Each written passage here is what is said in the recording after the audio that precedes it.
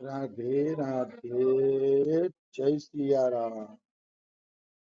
આપણે ચરિત્ર ચાલી રહ્યું છે ભગવાન શંકરનું. કાલથી શ્રાવણ મહિનાની શરૂઆત પણ થઈ અને કાલથી જ આપણે ભગવાન શંકર વિશે બધી ચર્ચા ચાલુ થઈ.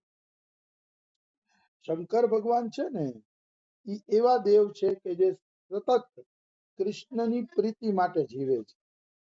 એનું જીવન, એનો સમય, એના તન મન પ્રાણ બધું ભગવાન શ્રી કૃષ્ણના સુખ માટે અર્પણ થઈ ગયું.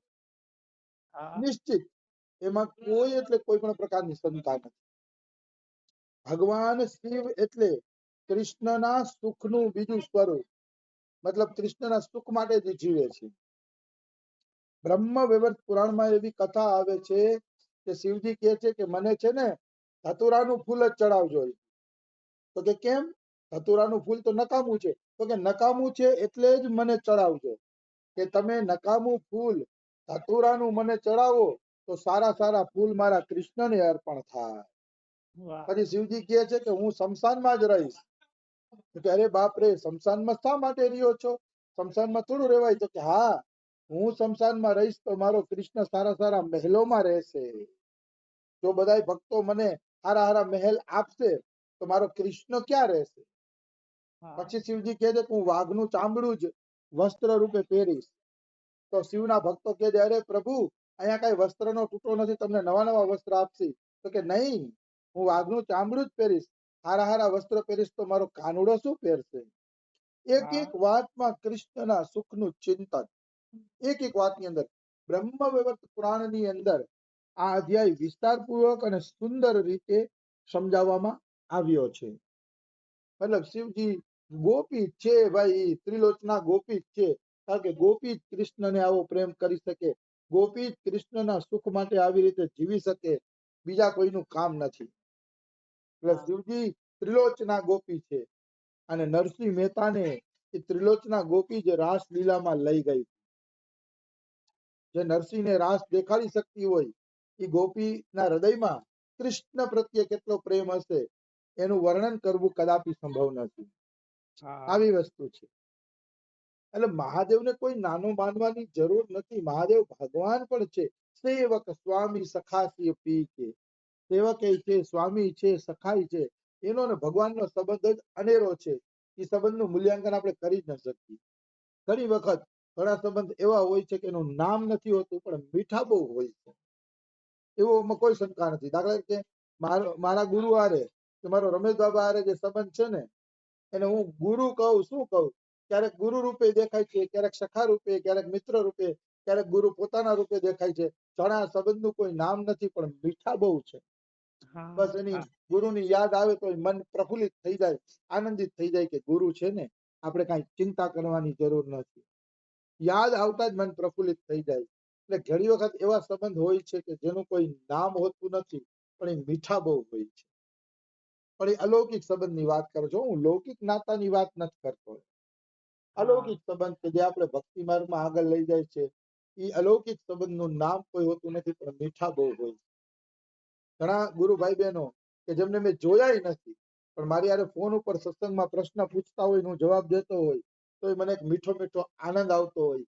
સેવા કરવાનું, જેને જોયા નથી, ઓળખતા નથી, પારખતા નથી, કેવલ વોટ્સએપ ઉપર જ સત્સંગના જવાબ દઈ છે તો પણ એ સંબંધમાં એક મીઠાશ હોય છે. સેવા કરવાની મીઠાશ તો હોય છે. તમે નિષ્કામ ભાવે કોઈની સેવા કરશો ને તો એને જોયા નહીં હોય ને તો પણ તમારા હૃદયમાં એક મીઠાશ રહેશે કે નહીં, આપણે આ સેવાનું પવિત્ર કાર્ય કરીએ છીએ. પણ ખેર એ તો જે દુનિયામાં જીવે છે એ જ આ બધી મીઠાશનો અનુભવ કરી શકશે. બધાનું કામ નથી. નિષ્કામ બન્યા વગર સંબંધોની આ મીઠાશનો સ્વાદ કોઈ ચાખી શકતું નથી. નિષ્કામ ભાવે તમે બધાની સેવા કરશો, પ્રાણી માત્રની સેવા કરશો ને ત્યારે તમને એ આનંદની જે મીઠાશ છે એ મીઠાશનો અનુભવ થશે. એક વ્યક્તિ પ્રત્યે પણ અભાવ હશે તો તમે આ મીઠાશનો આનંદ લઈ શકશો નહીં. એક વ્યક્તિ પ્રત્યે ચોખ્ખી વાત છે, અભાવ લઈને કોઈ આ મીઠાશનો આનંદ લઈ શકતા નથી. તો શિવજીની તો બધા સાક્ષાત ભગવાન છે, એની તો શું તુલના કરવી. એ લોકો આ રસ લઈ શકે છે. મહાદેવને. તો વાત આવતી હતી મહાદેવનો તત્સુખી ભાવ છે કૃષ્ણ પ્રત્યે, અને એ એમ માને છે કે બધા સુખ મારા કૃષ્ણને મળવા જોઈએ, મને કઈ સુખ ન મળે તો કાંઈ નહીં. એટલે શિવજી ભાંગને એવું પીવે છે કે જેથી હારા હારા શરબત બધા ભક્તો કૃષ્ણને પીવડાવે. આવી વસ્તુ છે. અને શિવજીની એક વિશેષતા એ છે કે એને મંગલાય નથી હોતા કે રાજભોગે હોતા નથી, 24 કલાક એના દર્શન ખુલ્લા હોય છે. કારણ કે શિવ છે ને પૂર્ણ તૃપ્ત છે, આપ્ત કામ છે. એટલે ભક્તો પાસે કઈ માંગતા જ નથી કે મારા ભોગ લગાડો, નિવેદ કરો, મને સુવડાવો, ઉઠાડો, આ તે કઈ માંગતા નથી. કારણ કે શિવ એક નિર્લેપ દેવતા છે. આવી વસ્તુ છે, પૂર્ણ તૃપ્ત છે, આત્મારામ છે, અને કૃષ્ણના ચિંતનમાં મસ્ત રહેવા વાળા દેવ છે. એટલે ભગવાન શિવને કોઈ દી મંગલા બંગલાની કેવી જરૂર પડતી નથી, એની અપેક્ષા રાખતા નથી. પછી ભક્તો ભલે હવાના આરતી કરે એ અલગ વાત છે, બાકી ઈ કઈ અપેક્ષા રાખતા નથી. તો આ રીતે હરિ અને હર એક છે. કાલે આપણે ઈ વાત હાલતી. અને હરિ અને હરમાં જો કોઈ ભેદ બુદ્ધિ કરશે, એકને આરાધ્ય માનશે અને બીજામાં ભેદ બુદ્ધિ કરશે, તો માનો કે એકબીજાનું અપમાન જ કરે છે, આરાધ્યનું અપમાન જ કરે છે, એને ભગવાન નહીં મળે. મતલબ રામનો ભક્ત જો શિવજીનો અનાદર કરશે કે હું શિવજીને ન માનું, તો એને રામની પ્રાપ્તિ નહીં થાય. અને શિવનો ભક્ત એમ કહેશે કે હું રામને ન માનું કે કૃષ્ણને ન માનું કે વિષ્ણુને ન માનું, મારા માટે ખાલી મહાદેવ જ ભગવાન, તો એને મહાદેવની પ્રાપ્તિ નહીં થાય. કારણ કે હરિ અને હર એક જ છે. એમાં બેમાંથી એકમાં કોઈ પણ અભાવ આવ્યો તો ભગવત પ્રાપ્તિ મુશ્કેલ, અસંભવ. ભેદ બુદ્ધિ આવવી જોઈએ નહીં. એટલે જ રામચરિત માનસમાં કેટલી સરસ ચોપાઈ મૂકવામાં આવી છે. સ્વયં શ્રી રામ કહે છે, શિવ દ્રોહી મમ ભગત કહાવા, સોનર સપને હું મોહી ન પાવા. મોહી ન ભાવા, ભાવા એટલે મને ગમશે નહીં. શિવનો દ્રોહી છે અને એમ કહે છે કે હું રામનો ભગત છું. રામ પોતે કહે છે કે શિવ દ્રોહી મમ ભગત કહાવા, શિવનો દ્રોહ કરે છે અને બધાને એમ કહે છે કે હું રામનો ભગત છું, હું રામનો ભગત છું, પણ અંદરથી શિવનો દ્રોહ કરે છે. તો સોનર સપને હું મોહી ન ભાવા, ભાવા એટલે ગમવું. રામ કહે છે કે ઈ માણસ સપનામાં પણ મને ગમશે નહીં જે શિવનો અનાદર કરે છે. આ રામાયણની ચોપાઈ સ્પષ્ટ કહે છે. મને ગમશે જ નહીં ભક્ત. રામ કે ગમે એટલો માને ને કે હું રામનો ભક્ત છું, રામનો ભક્ત છું, છતાં પણ એનું મારા હૃદયમાં સ્થાન આવશે નહીં, મને ઈ ગમશે નહીં. કારણ કે શિવ દ્રોહી મને પ્રિય નથી. ભગવાન ખુદ કહે છે કે શિવ દ્રોહી મને છે ઈ પ્રિય નથી. આવી વસ્તુ છે. એટલે શંકર ભગવાનનો કોઈ દ્રોહ કરવો જોઈએ નહીં, કારણ કે એનો દ્રોહ કરે છે એ ભગવાનનો પ્રિય બની શકતો નથી. આવી વસ્તુ છે. અને ભગવાન નારાયણ, મર્યાદા પુરુષોત્તમ રામ અને લીલા પુરુષોત્તમ કૃષ્ણ, આ ત્રણે શિવજીની ઉપાસના કરી છે એવું શાસ્ત્રમાં વર્ણન આવે છે. એટલે આમાં કોઈ નાનું મોટું નથી. કારણ કે રામ, કૃષ્ણ અને વિષ્ણુ ત્રણેય શિવની ઉપાસના કરેલી છે. એમાં વિષ્ણુ ભગવાન માટે તો લખે છે કે વિષ્ણુ ભગવાન રોજે રોજ શિવજીને 1000 કમળ ચડાવીને પૂજા કરતા. આમાં ગીતા પ્રેસ વાળા લખે એટલે ખોટું ન હોય. વિષ્ણુ ભગવાનનો નિયમ હતો કે રોજે રોજ 1000 કમળ ભેગા કરે અને એ 1000 કમળ દ્વારા ઈ છે ને મહાદેવની પૂજા કરે છે. તો એક વખત શું થયું, એ મહાદેવની પૂજા કરતા હતા, એક એક કમળ મહાદેવ ઉપર ચડાવતા હતા. તો કમળ ચડાવતા જતા હતા ને ઓમ નમઃ શિવાય, ઓમ નમઃ શિવાય બોલતા જતા હતા. વિષ્ણુ ભગવાન એમાં એક કમળ ઘટ્યું. ગમે એ કારણ વચ્ચે આવી ગયું હોય, હવે કારણ જે કઈ હોય, પણ એક કમળ ઘટ્યું. તો એક કમળ ઘટ્યું ને તો વિષ્ણુ ભગવાને વિચાર્યું હવે શું કરું. તાત્કાલિક પૂજામાંથી ઉઠીને કમળ લેવાય ન જવાય. કારણ કે જે લોકો પૂજા કરતા હોય ને એ આસન ઉપર બેસે પછી ઉભા થાય નહીં. આસન ઉપર બેઠા પછી ઉભા થતા નથી. એટલે વિષ્ણુને એમ થયું કે હવે કમળ છે નહીં, એક ઘટે છે, શું કરવું. પછી એને યાદ આવ્યું કે આપણા નેત્રોને પણ કમળ કહેવામાં આવે છે, નેત્ર કમળ. તો વિષ્ણુ ભગવાને નક્કી કર્યું કે મારી આંખ જ ચડાવી દઉં, કારણ કે નેત્ર કમળ છે તો એ કમળને જ ચડાવી દઉં. અને વિષ્ણુ ભગવાને પોતાની એક આંખ કાઢી અને મહાદેવને ચડાવી દીધી, નેત્ર કમળ ચડાવી દીધું. અને આ રીતે એને 1000 કમળ ચડાવી દીધા.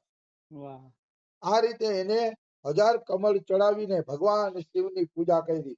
આવી વિષ્ણુ ભગવાનની શિવજીમાં નિષ્ઠા હતી. આવી દિવ્ય નિષ્ઠા. એટલે કહેવાનો ભાવ શું છે કે કોઈ એમ ન માને કે રામ કૃષ્ણ અને વિષ્ણુએ પણ શિવ ઉપાસના નથી કરી. શાસ્ત્ર વાંચીએ એટલે ખબર પડે કે એ લોકોએ પણ આ ઉપાસનાઓ કરેલી છે. કારણ કે એના મનમાં ભેદ નથી ને, એના મનમાં બધા એક જ હરખા છે, ભેદ નથી. એટલે એમણે આ ઉપાસના છે એ કરેલી છે.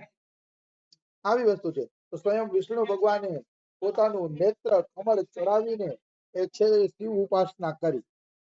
બીજું આવે છે ભગવાન રામનું ઉદાહરણ. તો રામે રામેશ્વર લિંગની સ્થાપના કરી અને શિવ ઉપાસના કરી અને દેખાડી દીધું કે ભાઈ શિવ મને પ્રિય છે.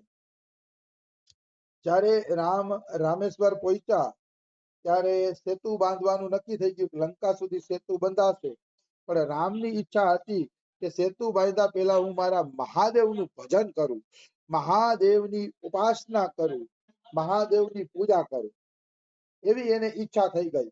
તો એને નક્કી કર્યું કે અમારે રામેશ્વરની સ્થાપના કરવી છે. પછી બધા ભક્તો રાજી થયા કે ભગવાન રામ રામેશ્વરની સ્થાપના કરવામાં આવે છે. રામેશ્વર એટલે રામના જે ઈશ્વર છે એ રામેશ્વર. રામના ઈશ્વર મહાદેવજી છે. રામ મહાદેવને પોતાના ઈષ્ટ દેવતા માને છે. હા, રસિકો એવો અર્થ કરે છે કે જેના ઈષ્ટ રામ છે એ મહાદેવ, એવો અર્થ કરે છે. પણ જે અર્થ કરો એ પણ રામેશ્વરનો ચોખ્ખો અર્થ તો એ જ થાય છે રામના જે ઈશ્વર છે એ જ રામેશ્વર છે. એમાં રામના ઈશ્વર શિવને કઈ તો કઈ ખોટું નથી, કારણ કે એ બે એક જ છે, અલગ નથી. આવી વસ્તુ છે. તો રામજીએ અહીંયા રામેશ્વરની સ્થાપના કરવાનું નક્કી કર્યું. તો બધાએ નક્કી કર્યું કે ચાલો જ્યાંથી સારી શિવલિંગ મળે શિવલિંગ લેતા. એટલે બધા લોકો શિવલિંગ લેવા માટે નીકળ્યા. તો શિવલિંગ લેવા નીકળ્યા ને તો એમાં થોડુંક મોડું થઈ ગયું બધાને શિવલિંગ લેવામાં. ત્યાં રામ ભગવાને દરિયાની રેતીની શિવલિંગ બનાવી દીધી. પાક્કી શિવલિંગ બનાવી દીધી દરિયાની રેતીની રામજીએ. પછી હનુમાનજી શિવલિંગ લઈને આવ્યા. તો હનુમાનજીને રામે કીધું કે હવે તમે શિવલિંગ લઈ આવીને આવ્યા, પણ હવે શું કામનું? હવે કઈ કામનું નથી, કે હવે કઈ શિવલિંગની જરૂર નથી. તો કે હવે હનુમાનજી કે હું શિવલિંગ તો લઈ આવ્યો, તો પ્રભુ આવડો મોટો ધક્કો ન ખવડાવાય ને. હનુમાનજી થોડોક અહંકાર આવી ગયો કે તો પ્રભુ આવડો ધક્કો ન ખવડાવાય ને. તો રામ કે તો એક કામ કર હનુમાન, આ શિવલિંગ ને ઉખેડીને ફેંકી દે એટલે તારી શિવલિંગ ત્યાં લગાડી દે. તો હનુમાનજીને અભિમાન તો હતું જ. પૂછડું વીંટાળીને શિવલિંગ ઉપાડવાની કોશિશ કરી, પણ રામેશ્વરની શિવલિંગ પીપળી જ નહીં. રામેશ્વરની શિવલિંગ એનાથી ઉપડતી નથી. ખૂબ પ્રયત્ન કર્યો પણ શિવલિંગ છે એ ઉપડતી નથી. ત્યારે એને ખબર પડે છે કે ઓહો, આ શિવલિંગ છે એ ઉપડશે નહીં, આ તો રામની સ્થાપેલી છે. ત્યારે હનુમાનજીનો અહંકાર ઓગળે છે અને રામની માફી માંગે છે કે તમે જે શિવલિંગ સ્થાપી એ જ અતિ ઉત્તમ છે. આ રીતે રામેશ્વરની સ્થાપના કરીને હનુમાનજીનો અહંકાર પણ તોડ્યો. એવું વર્ણન મેં ગીતા પ્રેસના પુસ્તકોમાં જ વાંચેલું છે. નહીં તો હું આવી કથાઓ લવ જ નહીં, પણ ગીતા પ્રેસમાં વાંચેલી હોય ને એટલે લવ. આ રીતે શ્રી રામજી રામેશ્વરની સ્થાપના કરે છે. એટલે રામ પણ શિવ ભક્ત છે. અને ભગવાન શ્રી કૃષ્ણ માટે એવું વર્ણન આવે છે કે ભગવાન શ્રી કૃષ્ણએ શંકર ભગવાનની આરાધના કરી. શંકરની આરાધના કરી ને એટલે મહાદેવ એને પ્રસન્ન થયા. પ્રસન્ન થયા એટલે મહાદેવે કીધું માંગો કૃષ્ણ માંગો, તમે મારા ભક્ત છો ને મારા ભગવાન છો, તમારે કેમ મારી આરાધના કરવાની જરૂર પડી ગઈ? તો કૃષ્ણ કહે છે મારે તમારા સમાન એક પુત્ર જોઈ છે. તો તમારા સમાન પુત્ર થાય એવી તમે મારા ઉપર કૃપા કરો. તો શિવજી વરદાન આપે છે કે જાઓ, મારો દીકરો કાર્તિકેય મારા સમાન જ છે. એ મારો દીકરો કાર્તિકેય તમારો દીકરો જામવંતીનો દીકરો સાંબ બનશે. જાઓ, હું મારા પુત્રને જ આત્મા આવે જાય તે પુત્ર, આત્મા જ પુત્રની આત્મા જ પિતા છે. એટલે કહે છે કે હું કાર્તિકેયને તમારો દીકરો બનાવીશ, જેથી તમને મારા જેવા દીકરાનો હરખ પૂરો થઈ જાય. એટલે એ સ્વામી કાર્તિકેય જ કૃષ્ણના જામવંતીના દીકરા સાંબ બન્યા. અને સાંબ બની અને સાક્ષાત શિવ જ એના ખોળે અવતાર લે છે કાર્તિકેય. અને એ સાંબ જ અસુરોના વિનાશનું કારણ બન્યા, કારણ કે શિવ વિનાશના દેવતા છે ને, એટલે જામવંતીનો દીકરો શાંબ જ એ અસુરોના વિનાશનું કારણ બન્યો. એ કથાઓ આપણે કાલે લેશી. આજે છે ને સમય થઈ ગયો છે. રાધે રાધે, જય સિયા